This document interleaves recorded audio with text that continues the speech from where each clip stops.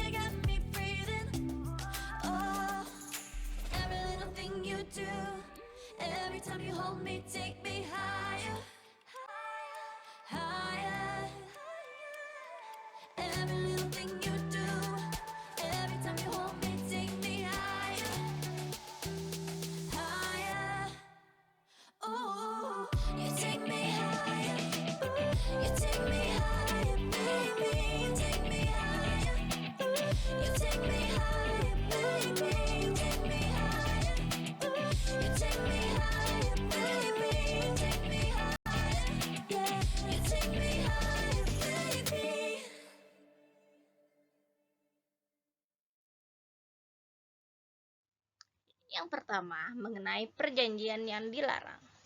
Jadi pada perjanjian yang dilarang ini, yang pertama itu adalah oligopoli. Tertuang pada pasal 4 Undang-Undang Anti Monopoli.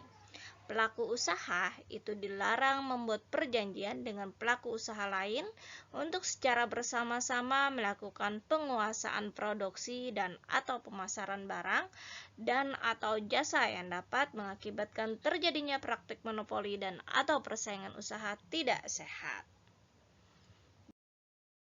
Bagian yang kedua itu adalah mengenai penetapan harga. Ini tertuang pada pasal 5 Undang-Undang Anti Monopoli. Dilarang membuat perjanjian dengan pelaku usaha persaingan untuk menetapkan harga atau suatu barang dan atau jasa yang harus dibayar oleh konsumen pada pasar bersangkutan yang sama. Yang ketiga, pembagian wilayah.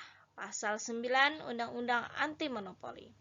Pelaku dilarang membuat perjanjian dengan pelaku usaha persaingan yang bertujuan untuk membagi wilayah pemasaran atau alokasi pasar terhadap barang dan atau jasa yang sehingga dapat mengakibatkan terjadinya praktik monopoli dan atau persaingan usaha tidak sehat. Keempat, pemboikotan. Pasal 10 Undang-Undang Anti Monopoli.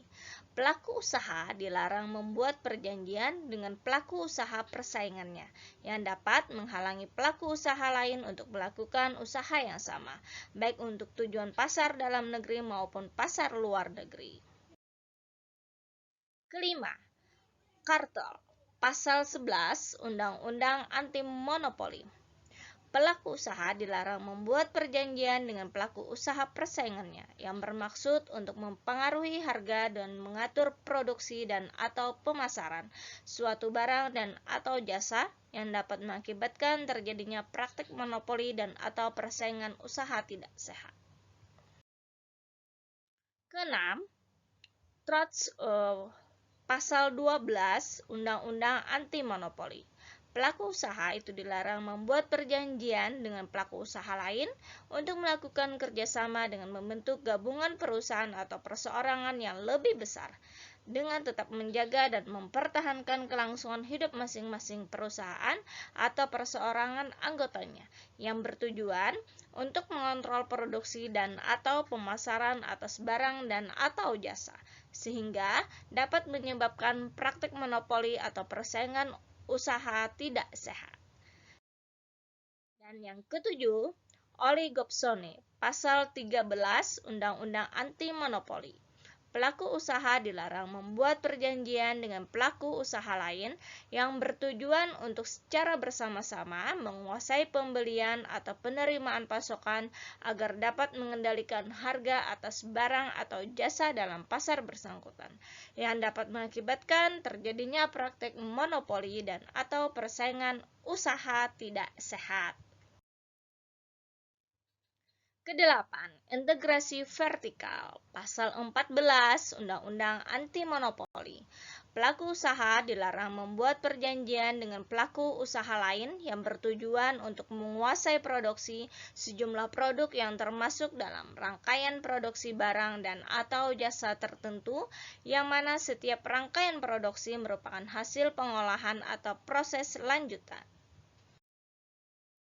Kesembilan, perjanjian tertutup, pasal 15 Undang-Undang Anti Monopoli. Pelaku usaha dilarang membuat perjanjian dengan pelaku usaha lain yang memuat persyaratan bahwa pihak yang menerima barang dan atau jasa hanya memasok atau tidak memasok kembali barang dan jasa tersebut kepada pihak tertentu dan atau pada tempat tertentu. Dan yang terakhir, ke-10 itu adalah perjanjian dengan pihak luar negeri. Pasal 16 Undang-Undang Anti Monopoli. Pelaku usaha itu dilarang membuat perjanjian dengan pihak lain atau pengusaha lain di luar negeri yang membuat ketentuan yang dapat mengakibatkan terjadinya praktik monopoli dan atau persaingan usaha tidak sehat.